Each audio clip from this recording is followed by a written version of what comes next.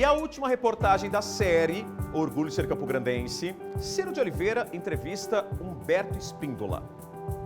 É um orgulho danado pra gente que mora aqui na capital morena, porque ele completou 80 anos e agora faz nas telas, homenagens a outros artistas aqui da terra.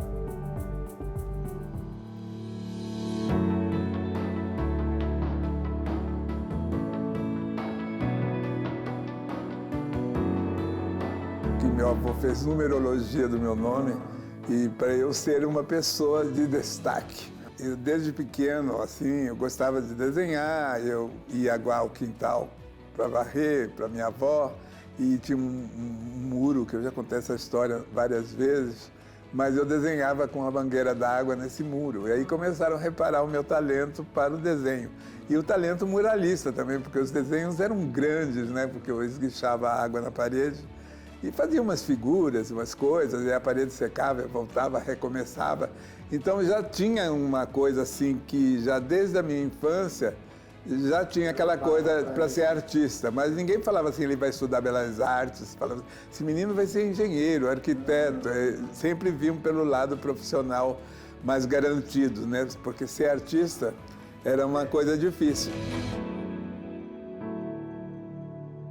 Nós estamos no subsolo do Museu de Arte Contemporânea.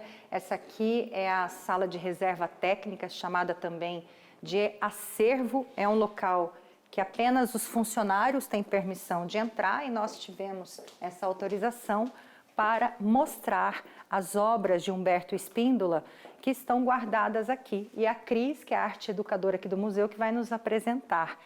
É nesse espaço que estão as obras do Humberto, e a gente já se depara com algo ligado à criação de Mato Grosso do Sul, Cris? Exatamente. É aqui que ficam todas as obras que pertencem ao nosso acervo. Nesse lugar onde a gente está são as obras em 2D. Numa outra sala nós temos uma reserva para as obras em 3D. Então aqui a gente tem os nossos bebês aí, os nossos filhinhos. As obras do Humberto estão aqui conosco.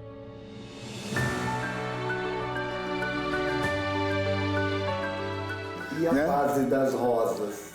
A fase das rosas é engraçado, porque naquela bovinocultura feroz, vamos dizer assim, que era assim, crítica à política, à ditadura, aos generais, aos ditadores, que foi o início dessa bovinocultura, o boi aparece como um personagem.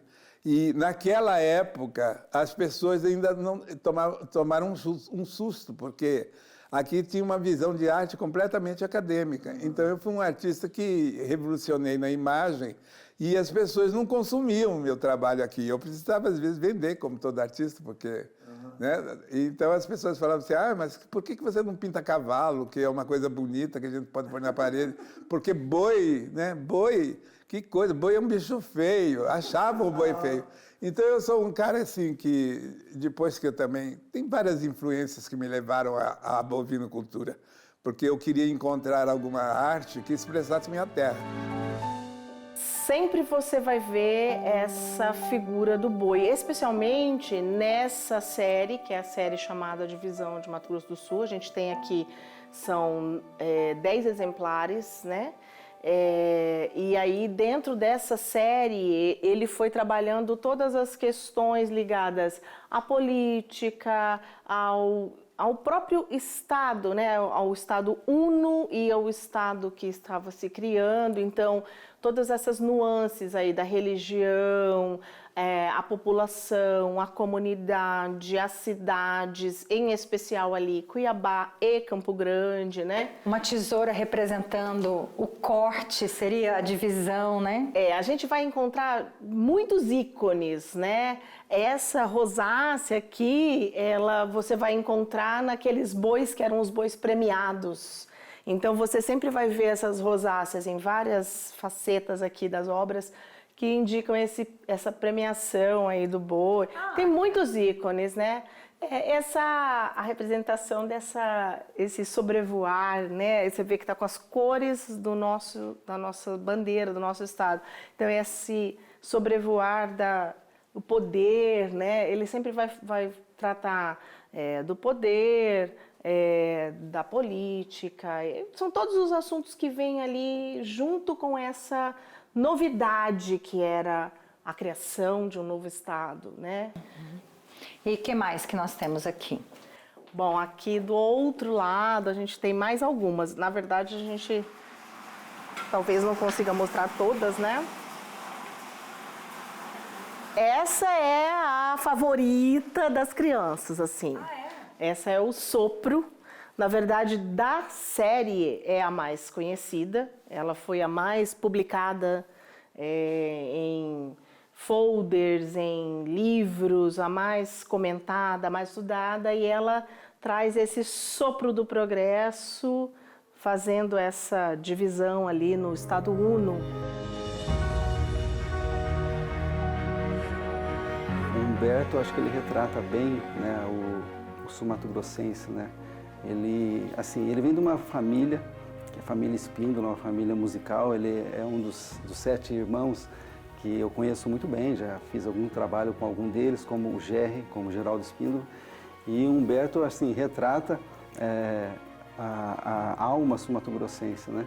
Essa cultura forte que é a música sul-mato-grossense, porque todos esses 7 irmãos, eles se expressam a música, a arte de uma forma bem singular, sabe? Que é uma coisa assim única, que quando a gente lembra da família Espíndola, a gente lembra Mato Grosso do Sul, lembra do boi, lembra de música, lembra de arte em geral. Então, assim, com certeza, o Humberto é nosso ícone. Tem uma foto que o Humberto mandou pra gente. Ele sabia que nós iríamos fazer essa entrevista com Marcelo Loureiro. E eu vou mostrar para ele. Nossa! Posso dar licença? Pode. Incrível, eu achei maravilhoso isso aqui. Eu estou vendo a harpa aqui no fundo, viola, violão. Cara, achei demais. Demais, demais. Boi. Exatamente. Tinha que ser, né? Se tratando do Humberto, né? O Bovinocultura é o tema principal dele. Achei fantástico isso aqui. Fantástico. E você vê o movimento? Sim, exatamente. Estou vendo todos esses detalhezinhos aqui da harpa. Né? Nossa, incrível. E fiquei muito honrado, né? É um privilégio ser homenageado pelo Humberto, né? Nosso ícone das artes plásticas, né? E toda vez que eu vejo uma obra dele assim, eu fico bastante admirado, né? Porque realmente só um artista como Humberto, assim, que é bem peculiar, né? Os traços dele, pode fazer obras como essa. Né? Humberto Espíndola homenageou e espalhou obras pela cidade, e uma delas é o monumento Cabeça de Boi, em um dos pontos de muito movimento da cidade. Para mim, ele representa, primeiramente, a mão de Humberto Espíndola, sua mão artística presente dentro de Campo Grande, que eu acho que é uma homenagem mais que merecida e um reconhecimento da cidade a ele. E as homenagens e sua trajetória foram as mais diversas, como a do espetáculo de dança Minhas Pinceladas Dançam. Foi através de uma conversa com o Humberto, há muitos anos atrás, acho que foi começo dos anos 2000, que eu estava conversando com ele sobre dança, sobre pintura, e ele falou que quando ele está pintando, ele é tomado por alguma coisa, ele põe uma música, ele começa a dançar, ele começa a pintar, ele começa a pincelar, e ele falou, minhas pinceladas dançam. E aquilo ficou na minha cabeça. E eu tinha como uma meta, assim, falar, eu vou fazer alguma coisa com essa frase, vou fazer um espetáculo com essa frase.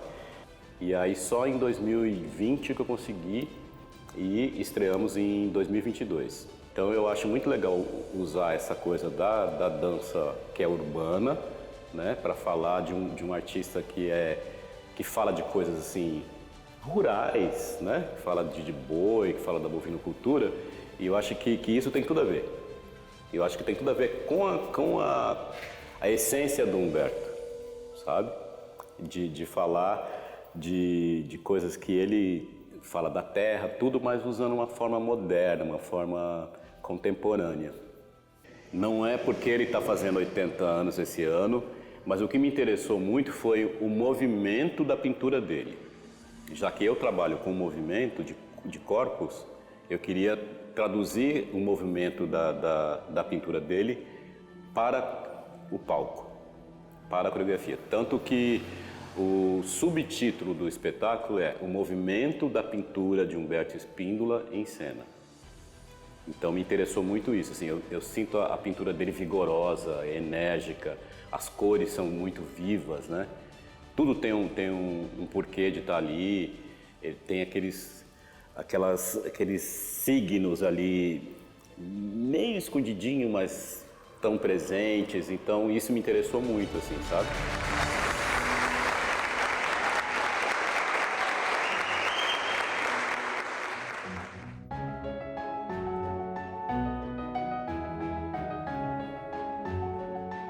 Isso aqui é o seu ateliê, quer dizer, é o seu mundinho particular. É. Você continua produzindo obras? Continuo pintando. Esse quadro aí, por exemplo, né, que eu pintei uma série de músicos. A Lenilde é uma grande amiga e tem um talento formidável, é uma das que eu admiro.